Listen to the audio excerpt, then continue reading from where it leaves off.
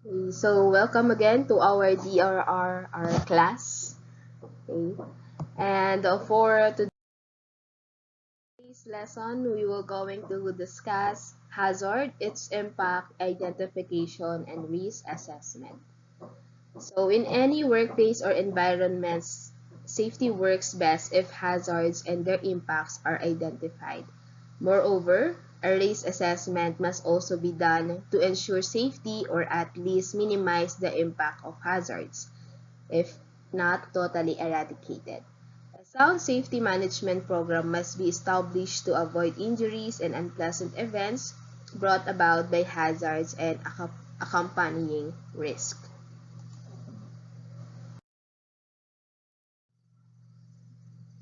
Okay, so a hazard is defined as simply a condition or a set of circumstances that present a potential for harm. So far, you have also learned that hazards have different kinds. And on the other hand, risk refers to the potential for loss, damage, or destruction a hazard can cause, while vulnerability, it refers to the characteristics of a community or a system that make it susceptible to possible damaging effects of a hazard. So for example, a doctor who is handling a patient infected with a virus, so which is considered a hazard, has a high chance of getting infected, which is the risk. And if she has poor immune system and does not wear personal protective equipment, so that is our vulnerability. So as you can see in our screen, the three terms we have. So we have hazards, risk, and vulnerable society. So for example, for the hazards, so we have climate change, more extreme events, and then the risk is the disaster and vulnerable society. So these are the population growth, urbanization, bad planning, and complex society.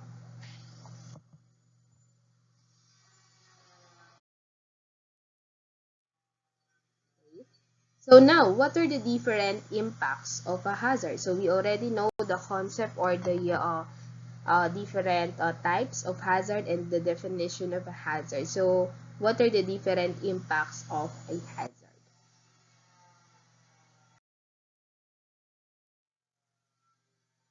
Okay, so a hazard can bring about many impacts which can come in different types.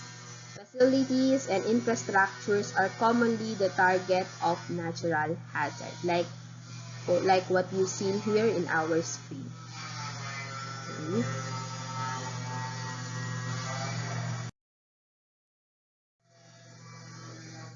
Specifically, these impacts can trigger accidents and the release of toxic substances, fires, and explosions, potentially resulting in health effects, environmental pollution, and economic losses.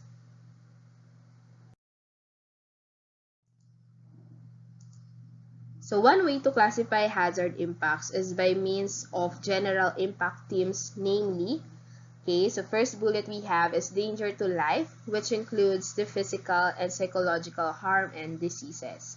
The second bullet, we have denial of access to energy, water, communication, and transport access. And the third is damage to the physical environment like buildings and land. So these are the ways not to classify hazard impacts. So also, we have 6 specific types of hazard impacts. First, we have psychological impact. Second, physical impact. Third, economic impact. Fourth, social-cultural impact. Fifth, we have environmental impact. And the last one is the biological impact. So we already discussed the different effects or risk factor of a disaster. Now, let's have this hazard impacts. So these 6 specific types. So first one is physical impact. So physical impact, it refers to the physical injuries like bone fracture, wounds, and bruises. destruction and loss of vital infrastructure like transportation system, roads, bridges, power lines, and communication lines. And at the same time, it refers to the widespread destruction of housing and buildings. So this is the examples of physical impact. Okay. Next is psychological impact. So it refers to the grief and psychological illness, marital conflict, and depression due to loss of loved ones and property. So it may also be an example of chronic anxiety. So this is the psychological impact.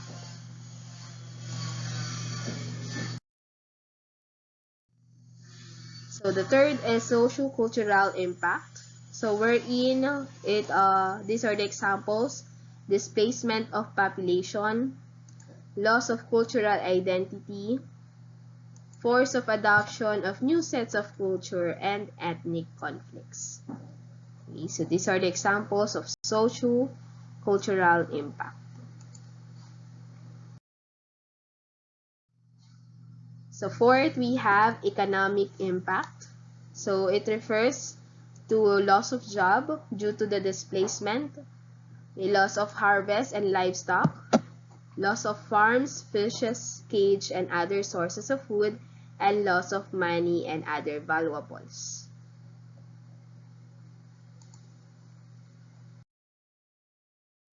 Okay, and for the environmental impact, so we have loss of forest due to the forest fires, loss of fresh water due to salination, disturbance of biodiversity, and loss of natural rivers.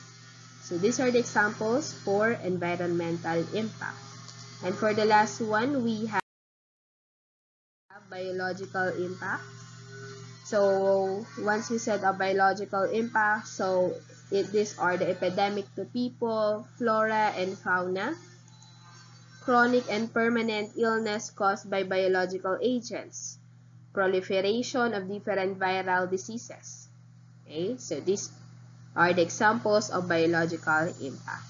Now we already know all the different kinds of impact of hazard. Okay, let's have this second topic: identification of hazards and risk assessment. So what do we mean by hazard identification? So this is the process of determining all physical and non-physical agents in the workplace or specific environment. Most occupational health and safety problems are caused by hazards that are not eliminated or managed. In order to prevent untoward incidents in a workplace or community, elimination or controlling of hazards is crucial. So in some workplaces where hazards cannot be eliminated, they must be monitored and properly managed at the least. We have also risk assessment, and this is the way to determine which hazards and risks should prioritize by taking into consideration the probability and severity of impact. So in our risk assessment, so these are the steps, okay, in hazard identification and risk assessment. So first one is you have to identify the hazards. Okay, so in identifying the hazard, you can use this following methods. First is you can use the observation method. So observation, this is the use of your senses of sight, hearing, smell, and touch, combined with knowledge and experience. Okay, so for letter B, we have material safety data sheets. Again, material safety data sheets or MSDS. So it obtained them from manufacturers and suppliers. It gives information on possible harm from hazardous substances and precautions that need to be taken. So that is from the material safety data sheets. Okay. Next is hazard and risk survey. So in this kind of method, we have an interview of other people about their safety concerns as far as the workplace is concerned. Utmost consideration should be given to children or visitors who could be at risk. And for the next method we have is the discussion groups. So these are useful for identifying hazards and recommending solutions. And for the discussion groups, useful for identifying hazards and recommending solutions. And for the last one, we have safety audits. A committee must be assigned to periodically check safety in the area. So these are the methods we can use to identify the hazards. So we have observation, material safety data sheets. We have also hazard and risk survey. We have discussion groups, and the last one is the safety audits. After you identify the hazard, you can have this step to assess the risk. Now, so once a hazard has been identified, the likelihood and possible severity of injury or harm will need to be assessed before determining how best to minimize the risk. High-risk hazards need to be addressed more urgently than low-risk ones. So, we have here in our risk assessment scoring matrix, so we have the probability and we have the impact. So for the probability, we have on the first row almost or certain. Okay, and for the almost or certain, we are bound to experience incidents of this nature at least once a week. So for the insignificant, if it is a minimal, if any operational impact, so that will be 5. Minor, noticeable but limited operational impact, that is 10. Moderate, substantial operational impact, 15. Major, or there is a severe loss of operational capability, highly damaging, so 20. And extreme, which is complete operational failure or unsurvivable, so 25. So for the probable, the second row, so we are bound to experience incidents of this nature at least once a month. So we have 4 for the insignificant, minor is 8, moderate is 12, major is 16, and extreme is 20. Possible, the third row, so we are likely to experience incidents of this nature at least once in 3 months. So insignificant is 3, minor is 6, moderate is 9, major is 12, and extreme is 15. For unlikely, so we are likely to experience further incidents of this nature at least once in a year. So insignificant 2, minor 4, moderate 6, major 8, and extreme 10. And the last one is rare. So we are likely to experience incident of this nature at least once in 3 years. So for the insignificant, we have 1, minor 2, moderate 3, major 4, and extreme 5. So we also can see here the different legend, no? So organizational threshold priority. So for the neon green, we have low, okay, moderate, yellow, and then the red are high. So there is a high priority. So mostly it is moderate, major, and extreme, okay. So this is an example of a risk assessment scoring matrix. So this is from Gulsum Kubra Kaya Research Kit. Number 3, so make the changes. So these changes include removing the hazard and replacing it with something less hazardous. Engineering modifications like installations of exhaust, safety barriers and safety exits, modification procedures, and etc. So combination of the risk control measures mentioned above to effectively reduce exposure to hazards can also be done. So again, once risks are assessed, the next step is to make decision for some necessary changes. Okay? Okay, so these are again a table 2, the risk assessment and the control measures to counter risk. So for example, we have here the risk description, probability, severity, risk level, action plan, time frame, and then the status. So for the risk description, first we have hearing damage due to exposure to loud noise. So there will be a probability of 4, severity 4, and the risk level will be 16. So for the action plan, so you can provide PPE. And for the risk description, physical injury due to working at height. So probability is 4, severity 5, the risk level is 20. For the action plan, you can provide PPE and tools. Risk description, third, we have risk from the fire incidents due to non-provision of fire exits. So probability will be 2, severity is 5, and risk level is 10, wherein the action plan will be provision of fire exits and orient workers.